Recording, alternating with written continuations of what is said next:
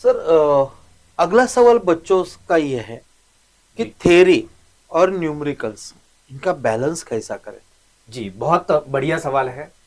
अब जब अगर बात करें थ्योरी की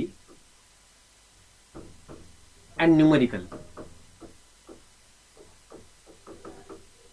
सवाल ये आता है पहले कि आप किसके लिए प्रिपेयर कर रहे हो।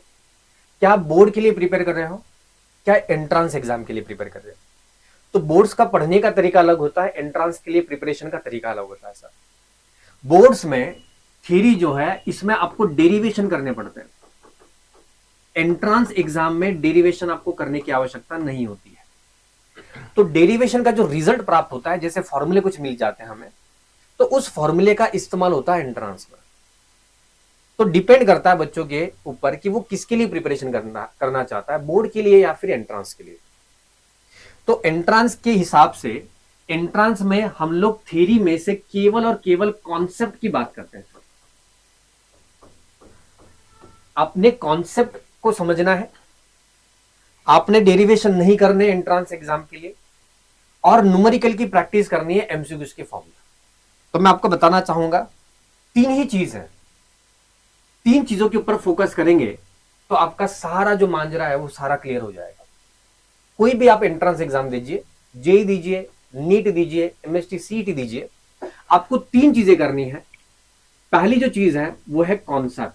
आपको कॉन्सेप्ट के ऊपर ध्यान देना है। कॉन्सेप्ट मतलब क्या है, बहुत सारे बच्चों को यही समझ नहीं आता सर कॉन्सेप्ट मतलब क्या है। मतलब किस खेत की मूली है, किस चिड़िया का नाम है कॉन्सेप्ट, ये बच्चों को समझ नहीं आता। तो कॉन्सेप्ट मतलब ये है कि आप जो भी कुछ पढ़ने वाले हैं उसको गहराई से समझना, उसको फील करना।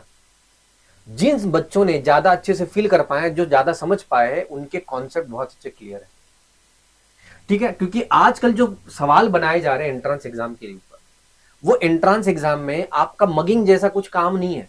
जो रट्टा मार वाले बच्चे हैं वो तो हमेशा फिल्टर होने वाले सर। अभी अभी वही बच्चे काम कर आगे चल पाएंगे जिन बच्चों का कॉन्सेप्ट काफी अच्छा क्लियर है। तो आपको कॉन्सेप्ट मतलब आपको उस चीजों को बहुत अच्छे समझना पड़ेगा। दूसरी चीज है फॉर्मूला। आपको सारे चैप्टर्स के सारे फॉर्मूले लर्न होने चाहिए।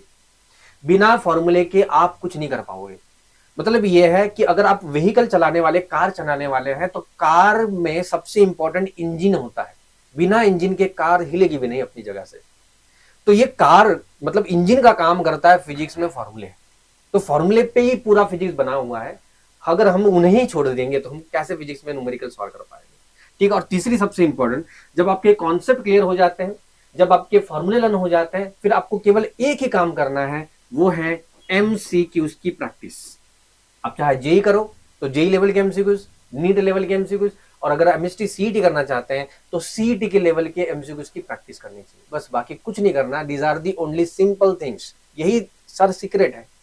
बस आप अगर ये फॉलो कर लेते हैं तो आपका रिजल्ट 100% आएगा ही आएगा। इसको कोई रोक नहीं सकता। एक फिजिक्स का डर बच्चों के मन में बैठा हुआ होता है। जी वो डर मन में से निकालने के लिए क्या ट्रिक से क्या कर सकते हैं। जी, देखिए, डर तभी निकलेगा जब आपको कॉन्फिडेंस होगा अपने जी कर्मों पे। जी।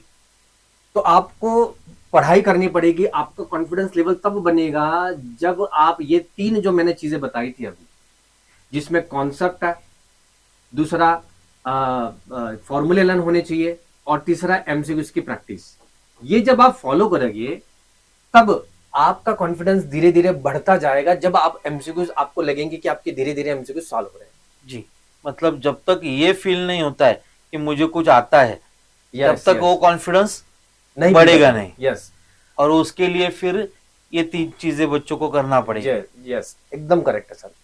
मैं हमेशा बच्चों को कहता हूं, the biggest problem of physics is the problem itself.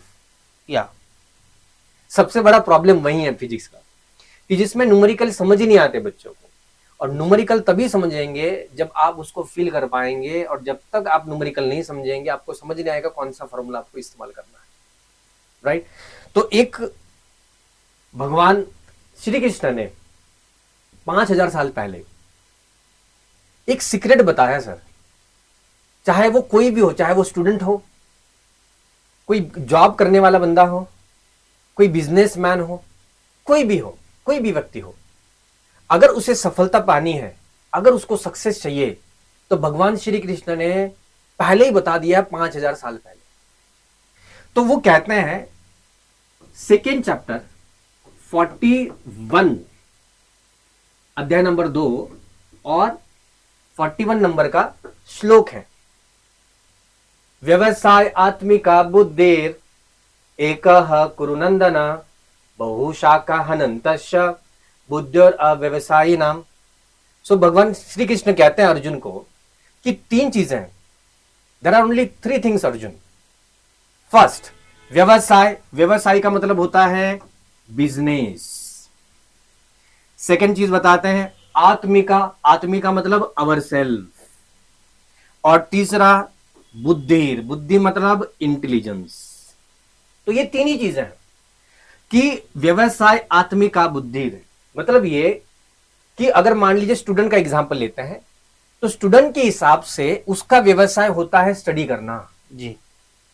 और स्टूडेंट और उसका स्टडी अगर वो अपनी बुद्धि और ये तीनों चीजों को एकत्रित करता है तो रिजल्ट 100% आएगा। इसको कहते हैं सर फोकस्ड। तो फोकस मतलब क्या, स्टूडेंट शिष्य अपनी बुद्धि का इस्तेमाल करके अपने व्यवसाय को अच्छे से अगर करता है, पढ़ाई अगर अच्छे से करता है, तो वो अच्छे रिजल्ट प्राप्त कर सकता है, अच्छे परिणाम को प्राप्त कर सकता है। तो इसमें दुविधा क्या आती है, दुविधा आती है कि उसको यही समझ नहीं आता है कि कौन सी अपने लिए काम की चीजें हैं और कौन सी बुराई वाली चीजें हैं।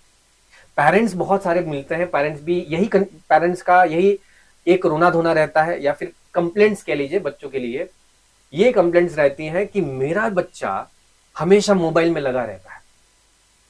ये सबसे बड़ी दुविधा है जी। तो इस मोबाइल की जो लत है ये कैसे छुड़वाएं। तो मोबाइल जो चीज है, मैं पेरेंट्स को भी बताता हूं, मोबाइल बुरी चीज नहीं है, लेकिन अगर उसका इस्तेमाल अच्छे के लिए किया गया तो वो अच्छी चीज है। अगर उसका इस्तेमाल बुरे चीजों के लिए किया गया तो वो बुरी चीज निकलेगी। ठीक है, तो स्टूडेंट का ये डिपेंड करना चाहिए, स्टूडेंट के ऊपर ये निर्धारित होता है कि स्टूडेंट कैसे वो मोबाइल का अच्छे से इस्तेमाल करता है। ठीक है, जैसे एग्जाम्पल के तौर पे अगर हम लोग कुछ चीजें डिस्कस करें कि जो मोबाइल है, मोबाइल में आपको बहुत सारी ऐसी सुविधा दी गई है, जैसे भी आज तो गूगल है वगैरह सारी चीजें हैं। अगर आप इस्तेमाल करेंगे तो सारे न्यूमेरिकल्स के आंसर वहां पर अवेलेबल हैं, सारे कॉन्सेप्ट समझने के लिए यूट्यूब भी वहां पर भी आप देख सकते हैं, बहुत सारी चीजें अवेलेबल होती है। लेकिन क्या देखना है मोबाइल पे बच्चों को वो समझ नहीं आता, तो वो देखने जाते हैं एग्जाम्पल का सोल्यूशन, लेकिन वो पता नहीं कौन कौन सी गलत चीजों में पड़ जाते हैं, वही अलग अलग वेबसाइट पे चले जाते हैं कि जो अपना पढ़ाई रह जाता है साइड में, बाकी की सारी चीजें सोशल मीडिया वगैरह पे अटक जाते हैं बच्चे।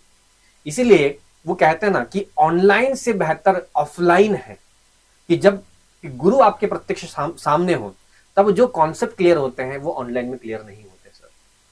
इसलिए हम लोग बच्चों को फोर्स करते हैं कि आप भी इस क्रैश कोर्स में आइए, हमारे साथ जुड़िए, ताकि आपके भी जो कॉन्सेप्ट अच्छे से क्लियर हो।